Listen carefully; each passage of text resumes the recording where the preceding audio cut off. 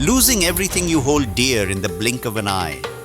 A mother was found dead under mysterious circumstances, and a young child caught in a tug-of-war between two families. Today, we bring you the emotional, heart-wrenching story of a custody battle that reached the highest court in India. In a case that gripped the nation, a 2-year-old girl became the center of a storm, pitting her grieving maternal relatives against her father, who stood accused of dowry-related harassment. But this wasn't just a fight for custody. It was a struggle for justice, a battle for survival, and most of all, a question of what's truly best for the child.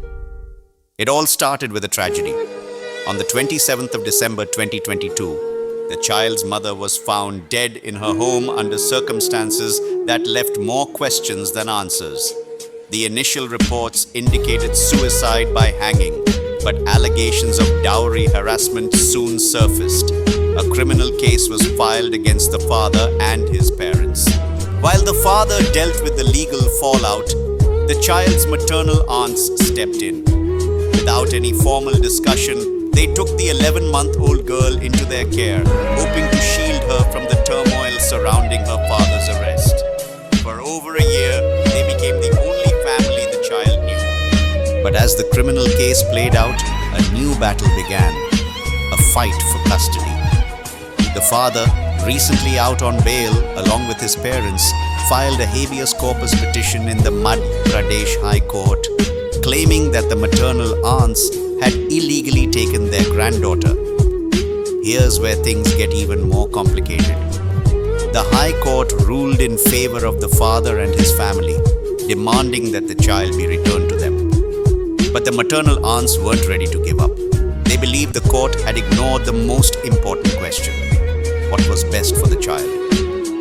Undeterred, the aunts took their fight to the Supreme Court. They argued that the High Court had rushed its decision, focusing only on the father's rights as a biological parent, without considering the emotional and psychological welfare of the child, who had been in their care for over a year. She had lived with her maternal family. Her world had been shaped by them. The question before the Supreme Court: should the child be torn from the only home she had known and handed over to a family that had barely been part of her life? Justice Abhay S. Oka, leading the bench, took a measured approach. In a decision that balanced the legal rights of the father with the best interests of the child, the court ruled that custody should remain with the maternal family, at least for now. The Supreme Court recognized that moving the child suddenly would cause her emotional harm. But the father was not forgotten. The court arranged for supervised visitation, a chance for the father and his parents to reconnect with the child slowly under the careful watch of child psychologists. This wasn't just a legal solution, it was a human one. The court understood that this case wasn't about winning or losing.